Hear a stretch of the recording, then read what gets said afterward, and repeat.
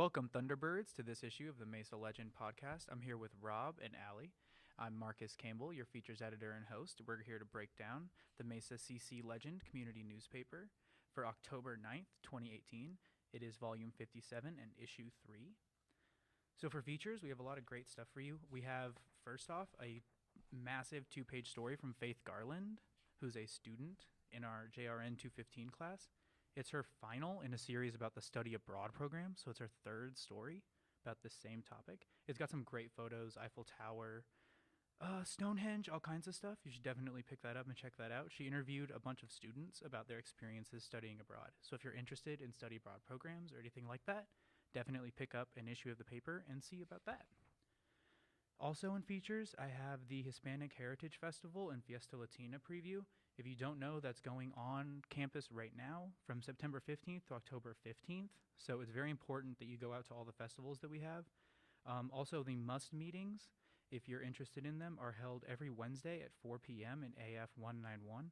MUST is Mesa Undocumented Students Thriving. It is our campus DACA club.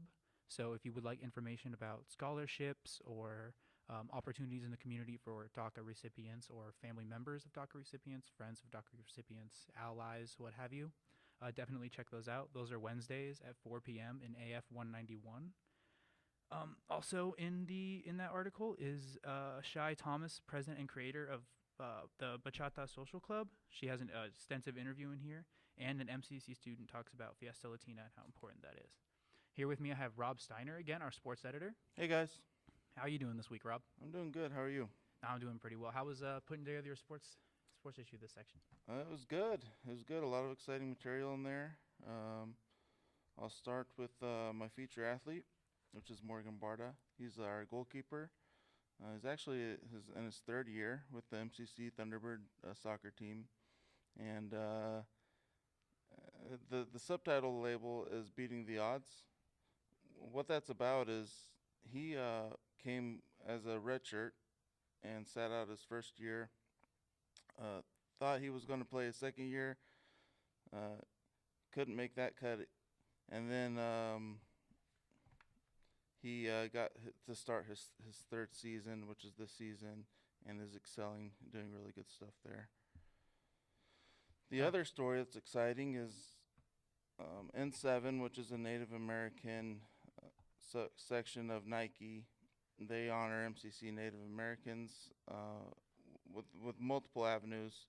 They decided to come into MCC to honor us. How they do that is with a jersey that they design, and we get to present those jerseys through our basketball team, both men's and women's. What's exciting about that is we actually have 5 Native American players on our women's basketball team. When you only have 12, just about half your team is Native American. So that's really exciting for all the athletes on that team that are well versed in N7. So that's a big honor for us as well. Our assistant coach, Sam Stevens, is Native American. He works for the American Indian Institute here on campus as an ambassador. So he played a big part in that, and very exciting for him. We'll have the release of those outfits or uniforms will be the 1st November, and so look out for that.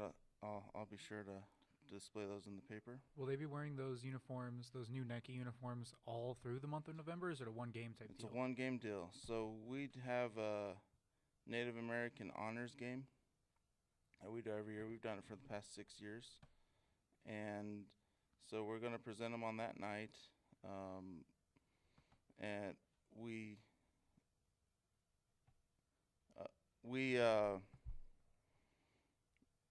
and they do all kinds of festivities. They make flyers. They do T-shirts. They actually do the Miss Native MCC. That's kind of like a pageantry, and she comes out, and they present the award to her. So it's a fun time.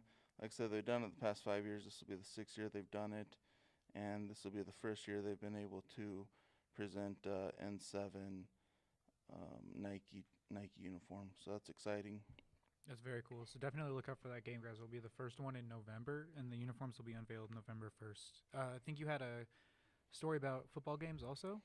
Yeah, so our poor football team started off so excitingly with two big wins in the region, and we kind of knew at the beginning of the season there was a tough stretch of games. Well, that just finished up. We went 3-1, lost both of our home games in that stretch. We won a big road game against Arizona Western, lost this past weekend to a top three team in Snow College, and so right now we're sitting at 3-3 of our record. But it's not over. Maybe national inspirations are over for the football team. However, we do have regional that we can still win and host the Valley of the Sun Bowl. We have a big game with Scottsdale early December that will help determine that. Our volleyball team on a good stretch. They just won their last four. They're doing really good things. I expect big things for them when it comes to regional tournament. Our men's soccer team has actually put a string of 4 wins together as well. Last time we did this podcast, I talked about how they maybe were underachieving. Looks like they got it together and are making a strong push. Regional playoffs for that will be at the end of this month. So it looks like they're playing well at the right time for that. Women's soccer is still struggling, and they're trying hard, but they should get it together hopefully and finish the year out strong. All right, awesome. Thank you for coming on. I definitely appreciate you. When should students look out for the homecoming football game? Because I know that's coming up pretty soon. Yeah, the homecoming football game is the 20th of October, I believe, for football. It's exciting. Possibly our last one, guys. So if you can make it out there, let's make it the best one yet and send them out with a bang. All right, thanks for coming on, Rob. The next section we're going to talk about is the culture section, but really quickly, I wanted to remind everybody that the new issue of the Mesa Legend is in newsstands right now, so you can definitely go pick up a copy of that, see all of Rob's sports articles in the features section, and the section we're about to talk about now, which is culture. So Casper, who's actually our cartoonist here at the MesaCC Legend, turned in an awesome review of the My Hero Academia movie, Two Heroes. So if you guys want to check out that review, I don't want to speak for him, but his review is awesome. So I definitely encourage you to pick that up and check out a first-time writer and encourage that. And there's also an excellent cartoon. If you're a fan of the anime or the manga, it looks exactly like Midoriya and All Might. It's fantastic. The movies that I reviewed this issue were Say a Prayer is the name of the article. It's for a movie called A Prayer Before Dawn. It's a really gnarly movie about a guy named Billy Moore, who's an English boxer, who's arrested in Thailand and forced to fight in Thai boxing tournaments to secure his freedom. If you've ever seen Peaky Blinders, Joe Cole, who is the youngest brother in the Shelby family, actually plays Billy Moore, and he does a great job. Kind of differentiates himself from his role on Peaky Blinders really well. But it's a really, really, really dark, gritty, grimy movie about the Thai prison system and professional fighting kind of mixed into the same movie. It's also a true story. So if you're into those types of things, I definitely check it out.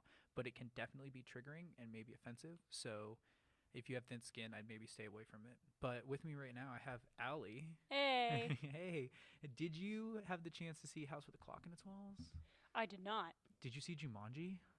I saw the original Jumanji. I haven't seen the new Jumanji. You didn't see the new Jumanji? No. Okay, so like one of my favorite things about The House with a Clock in Its Walls, this new one, is that Jack Black does the same thing in this movie that he did in Jumanji, where he just seems like to be having an insane amount of fun. Like it's basically School of Rock Jack Black plus magic. Oh, well, that sounds awesome. Yeah, Jack Black is best when he's interacting with kids. I feel like Yeah. his humor lands a lot better when there's a small child around to kind of ground it and center it. And so House with a Clock in Its Walls was a lot of fun. Did you see Ocean's 8? I didn't, but I want to because I love the actresses in there. Okay. Fantastic actresses. Okay, Kate Blanchett, who's in Ocean's 8 and is also in House with a Clock in Its Walls. Oh, amazing. She plays a total badass in Ocean's 8. Like just a motorcycle riding, leather jacket clad badass. Well, that sounds and great. it just sounds like she's a lot less serious, and similar to Jack Black is also having a lot more fun in the role, and it's really fun to watch. And she's doing the same thing with The House with a Clock in Its Walls. Like her back and forth with Jack Black is hilarious. And when you see an actress like Kate Blanchett, who's very highbrow Meryl Streep type, kind of break down and have fun. Yeah. It's really fun to watch. You almost wonder if like her kid, if she made it for her children, just because I know Tom Hardy did Venom because his son loves Venom, and Oh, really? he wanted to be able to take his son to a movie that he made, and that's a pretty common theme. So I wonder if House with a Clock on Its Walls was Kate Blanchett's version of that. Yeah, maybe. I mean, that's definitely like a different thing from what she's done. Like a fun type of role. Yeah, then 2 back to back is definitely new for her. I don't think Yeah. there's been 2 fun movies for her back to back in her career. But that was a super fun movie. We're coming up on Halloween. So if any of you have small children and you want to take them to a scary movie, but something that's not too scary, I think House with a Clock on Its Walls is great. It's got some creepy puppet scenes. It's got some weird pumpkin gore that's not really gore because it's a pumpkin. I wouldn't suggest it for super small children because ultimately it is trying to scare them at some points. So maybe a super small child, it might not sit well with them. But it's definitely a fun horror movie for the whole family as opposed to Halloween or Hellfest, which has hell in the title, so it might not be great for your 8-year-olds. But House with a Clock on Its Walls was a lot of fun. It's actually made by Eli Roth, so it kind of exists as a weird children's horror movie in this weird space. Oh, that's crazy. Yeah, it's very obviously an Eli Roth movie as you're watching it too. Like, it's gory and creepy in all the same ways an Eli Roth movie would be. There's just no blood or guts or violence. Truly, it's just like instead of heads rolling, it's a pumpkin getting smashed. Instead of, creepy cannibals, it's creepy dolls, but they're all the same shots. So it's really interesting to see the technique transfer from, a movie like Hostel or a movie like most recently Green Inferno, the one with the cannibals in the middle of the Amazon. It's really interesting to see. That's a good movie for kids. Yeah, right. That's interesting to see a movie about a bunch of people getting eaten alive in the Amazon right next to House with a Clock on Its Walls, which is a children's horror movie in the same guy's discography. So it's really interesting. But what do we got in news this week? News. We've got some interesting articles. On our front page, we have a excellent story about gender-neutral restrooms, written by the amazing Marcus Campbell. Nah. I'm sitting with us right now. And it talks, I thought it was really interesting about this article because it talks about an education amendment, which happened in 1972 by President Nixon. And so there's information in there that I didn't know, I thought was really interesting. And then also it ties in with our school. So a great article because you get info, it's about the school, it's, what's happening with students. I thought it was a really great article. Thank you. And just to briefly recap that for people, the gender-neutral restrooms on MCC's campus are something that we put in. I'm not sure when we put them in. I wasn't able to find a date for it. But it's Title IX of the Education Amendments passed in 1972. It basically requires equal gender access for all students in educational settings. So originally it was applied in the settings of women's admissions, women being able to get into the same programs that men were allowed into, because that was a huge problem in 1972. So initially that was what the amendment was applied for. Now the amendment is being used for gender-neutral restrooms and people who identify their gender as non-binary, because under that same stipulation they have the same right to access and safe bathrooms and all those types of things that a binary male or female student would. So we just offer gender-neutral restrooms, which are just, for anybody who doesn't know, it's just a single-use restroom, just one user at a time for somebody who doesn't identify as strictly male or female, so they identify as non-binary. It's also still a functioning handicapped or family bathroom. So stop by there. The list is in the article. So all the restrooms are listed there, and there's also a map that tells you where they are on the Southern and Dobson campus. So if you need those facilities, please pick up an issue of the paper and check it out. Back to you, Allie. Great article. All right, here we go. Thanks. No, it's really awesome, though. We have a excellent article written by Rob Steiner, who you just heard from on this podcast. He wrote about taboo literature. So he was writing about books that were banned or censored. And, do you want to touch on that a bit for us, Rob?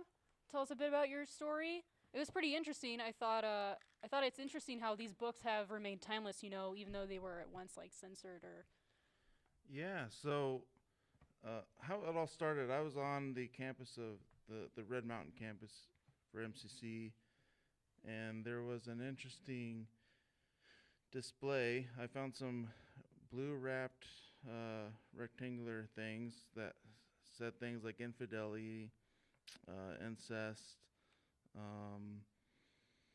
language, various words like that, and it really piqued my interest. So I investigated a little bit. Turns out that they were books, and books that had been banned. So I picked one up for myself. The one I picked up was Infidelity, and to my surprise, it was not a juicy, raunchy book that it appeared to be. It was actually a very mild book, a Pulitzer Prize-winning book called Ethan Frome is the one I grabbed. And so it's really interesting that all these great books are being banned by schools' curriculum, libraries, and sometimes even being sold in certain areas, which it was really alarming to me. And that's what this whole event that Red Mountain does in student life over there is they really try to bring awareness to the situation. And it's crazy that books that maybe we grew up reading, the younger generation will never have the opportunity to, because someone put it into protest with the ALA and got it banned on that list. Not an awesome topic and an awesome event going on right now that was created by Student Life and Leadership. Yeah. It's pretty awesome.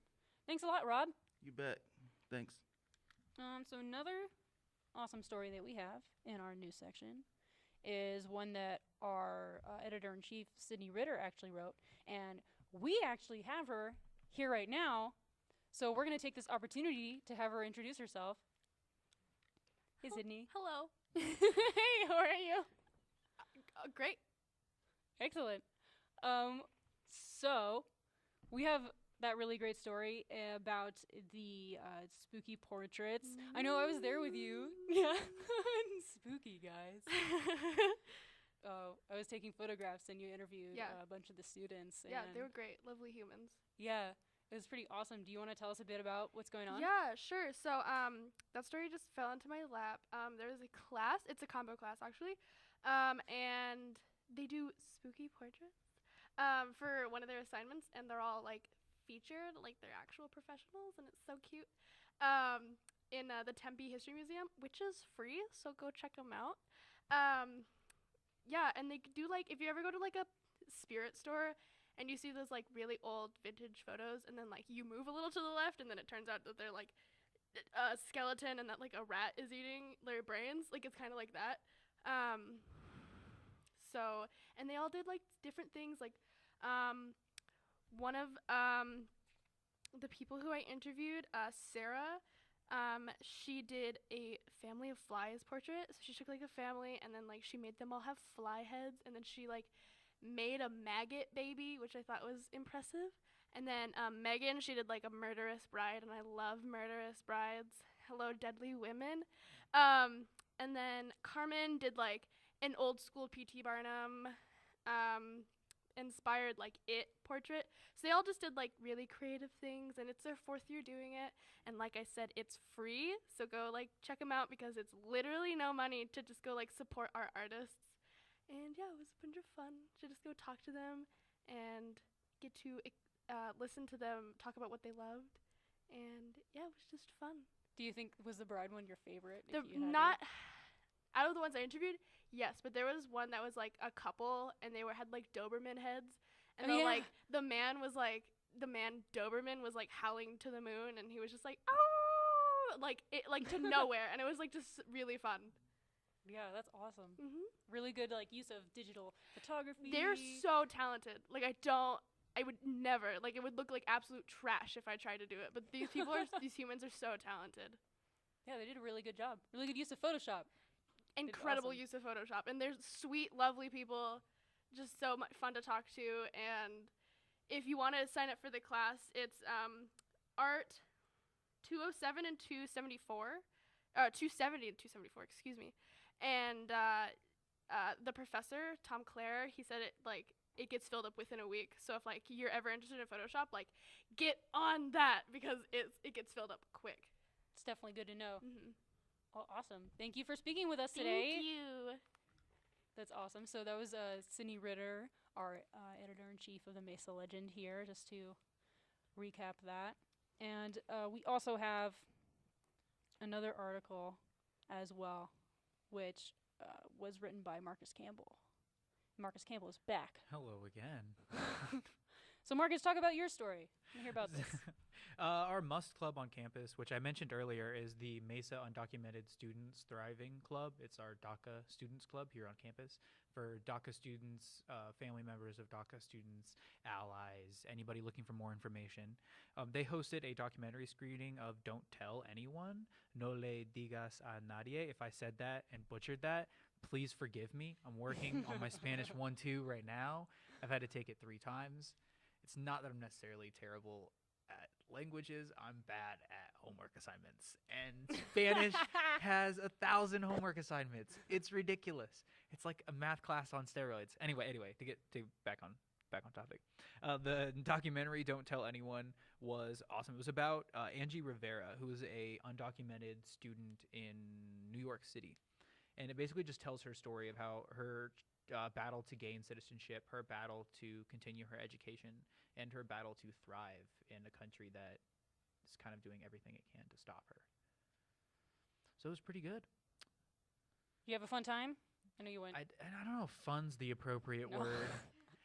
It was a little heavy and insightful. You know what? That's true. I learned a lot. I don't know if fun's appropriate. It wasn't, the Meg. It was a very different motion picture, but It's it a was little good. heavier. Yeah, it was a little bit heavier, and it was very relevant to our DACA situation right now because our DACA students at MCC, some of our non-DACA students may not know this, but they lost in-state tuition recently. Yeah. So they're currently going through the fight to regain in-state tuition as a right, and I believe that they should. And I think this documentary is relevant to people in Arizona and California and Texas and a lot of other places who need to consider that their DACA students should be earning in-state tuition. Like one thing that really stood out to me was Angie's inability to pay for her own education. It took her much longer to get her education than it should have, as she's a dedicated student. She was doing a lot of other things. She was very intelligent. Because she couldn't get scholarships. Yeah, because you're ineligible for scholarships, most scholarships. You're ineligible for financial aid. You're ineligible for a lot of grants. But that's one thing that the Must Club actually does is connects DACA students with eligible scholarships and eligible grants and eligible funds. And they can help you get the money to pay for college. So if you are undocumented or if you know someone who's undocumented and is a student and really needs help getting access to resources, definitely reach out to the Must Club. They meet on Wednesdays at the Southern and Dobson campus in AF 121 at 4 p.m. So you can definitely reach out to them. I believe that their advisors can also be found on the club's page on the MCC website. That's awesome. That's something really good for all you Thunderbirds to know. Aside from that, we have another story that was actually written by Janae Thompson. So I feel like this might be a really good point to bring Janae Thompson in because we actually we have her here. So, hi, Janae. Oh my gosh, hi. How are you? Good. We're just doing oh god, what's that game? Musical chairs right now, basically. Yeah, that's fun. Like it's a fun game. Yeah, like all the Mesa Legend stuff. But we're really glad that you could be here today to talk to us about. Oh yeah, me too. This is really fun. Like I've always wanted to do something like this. So Excellent. So basically, I did a story on the Red Mountain Farmers Market. It's actually their first time doing this farmers market, which is really cool because community colleges haven't really done something like that for their community, let alone for their students. So I speak with the creator, Ryan, about the farmers market, which is happening in October 27th.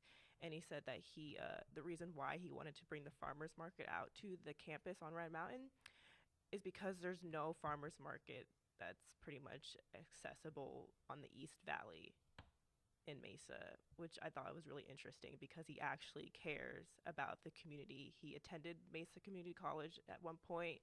He knows their students, he knows the people around there, and he's just like, well, I believe in healthy eating, so should other people, so I'm going to bring it out to you guys so that everyone can enjoy this experience with me. And I think that's very interesting, honestly. It's a cool concept. Yeah, and it's great that you wrote an article about that. Yeah, I actually had a lot of fun writing this article. I learned a lot. I don't really eat healthy that much like I should. But It's you know, hard. he told me about these vendors that like they make their own cheese, like they're vegan or something, and he has his own vendor that makes vegan seasonings. Like all the seasonings are vegan made, which is kind of cool. I would like to And they try make that vegan out. cheese. Yeah, like I've never tried vegan Whoa. cheese before, but that sounds interesting. Yeah, that does. I mean, you know, definitely plays into which is better, vegan cheese or real cheese. I don't know. It's kind of debatable. Yeah. Maybe I should just, go out and try it. So I encourage everyone to go out on October 27th to the Red Mountain campus. It'll be in their parking lot to, check out the farmers market, see what's out there. It should be a lot of fun. That's awesome. So now that we have you here, you're a new editor. I mean, you've joined us Yeah, like for fall. this year, yes. Yeah. I don't know, like it's a very interesting experience because I'm a journalism major and I attended University of Arizona for a year, Nice. which was a terrible experience. Oh, never mind. Yeah. Why? Why was it so terrible? You would think that it's nice because it's a university, but I was actually on the newspaper over there, and it was just like it was not really a fun experience. And so I kind of wanted to try it out again. I was very nervous too because I, didn't want to have to go through that experience again. But I was in Nadine's class last semester, her news writing class, and I believe she, talked about the offer about being an editor for the paper in the fall for this year. And I was just like, I should probably give this a second go. Good. Like, I should try this again. I was very nervous too because I wasn't, sure of how this was all going to play out, but I'm really glad that I did. Oh yeah, we're super glad to have you on our team. Yeah, it's really nice being here. Awesome. Well, I hope we're better. You like us Yeah. better than U of A. Yeah, oh my gosh, it's so much better. Awesome. But I mean, so you're majoring in journalism. Yes. So and then you're the opinions editor. Yes. And how do you like being the opinions editor? Have you had a favorite story so far that you've seen people write? Or? Actually, my favorite story would be like my most recent, which is The Handmaid's Tale. Yeah. I really like being an opinions editor. I feel like I have a lot of freedom to write however I want to. It's giving me a chance to challenge myself creatively, which is really cool. Like I'm having a lot of fun doing like editorials, like as opposed to writing news stories. I get to, bring a piece of myself into the paper. Yeah, and I mean The Handmaid's Tale was pretty great. And that also has a cartoon by Casper or Which is CJ. really nice. Yeah, he did a really good job. Oh my gosh, he really did. And so I guess about that, I mean, what about you? Do you have like an opinion on scandalous Halloween costumes? I do. Okay, so this article really striked me because it was really controversial. A lot of people had something to say about the fact that The Handmaid's Tale, which is basically about a dystopian society where women's rights are being stripped from them, like completely, physically, mentally, all of that. And this costume that Yandy came out with was very raunchy, I guess. The complete opposite of what the story entails, basically. And it kind of understood why people were frustrated because the story is so heavy and deep and just sad. It kind of like disrespectful to make it sexy and cheap, kind of. So I just think that like these types of costumes that are sexy, of course, they're always happening. Every single Halloween, there's one sexy costume or another. It's just that's just gonna happen. But I feel like it takes the fun out of Halloween. I feel like it makes people feel like they need to dress up and be sexy and not really care about the fact that Halloween is about, or dressing up for Halloween is about pretending to be something that you're not. Right, because they're so concerned with like being sexy. Yeah, being like seen by whoever they're trying to be seen by, and it's like that's just not the point. So yeah, I just feel like I agree with people who were upset about the fact that they came out with that costume. They ended up taking it off their website because it upset so much people that they just took it off. Because that's crazy, right? I didn't think they were going to do that because they only care about making money. So I guess they listen to people and their cries. Well, that's kind of cool. I mean, yeah, they took a stand and they were like, all right, we'll take it down. Yeah, I mean, there's like several other sexy costumes on that site, so you can just pick that one. But I just feel like the Handmaid's Tale sexy costume is just very, like, it's distasteful. Yeah. Well, excellent. And it's, a really good section, the opinion section, because we get writers who get to talk about, yeah, like you said, they get to talk, sort of like show a bit more about themselves and what they believe and their opinions on everything. So Yeah, exactly. And people, everyone reading the papers, you can feel free to write in your own opinions as well. It isn't just up to me. Like, if you have an opinion on something, if you don't like what I said about The Handmaid's Tale, you can add in, your opinion to it as well. Well, that's great. Well, thank you so much for coming and stopping, talking with us today. Everything. I'm actually I forgot to tell you guys about my story because I have a story in the news section, and it's about cinema versus McSally. It does go a bit over what each candidate believes in, the issues that are most passionate for them, and about their ad campaigns for the Senate. So it just talks a bit about what their focus is on. I know you guys have probably seen a lot of commercials, TV advertisements. Have you noticed it, Marcus? I have. Yeah, so it's a lot going on. So just wrote. I actually was able to talk to somebody with Cinema's campaign, so that was nice. Oh, that's good. There's a lot of poison on my television. Every time ads come on, I tend to mute them. Yeah. But the pictures look very menacing visuals. Yeah. Lots of grays, which generally means someone's saying something bad about somebody else. Yeah, or like when the picture is colorful and then it'll suddenly, there's a Yeah. crashing noise and the picture turns gray, so you Yeah. know that stuff went down. It'll slowly turn gray. And then you see Yeah. the color come back into the picture when the person that they like is being talked Yep. about. And then, Yep. oh, so this is that person's ad. It's very Yeah. interesting. It's a fun exercise watching ads with the sound off. Yeah, I bet it's better than maybe watching them with the sound on. It's definitely a technique that's being used a lot more, not even just in Arizona. In different states, they're using a lot more like attack ads to get their point across.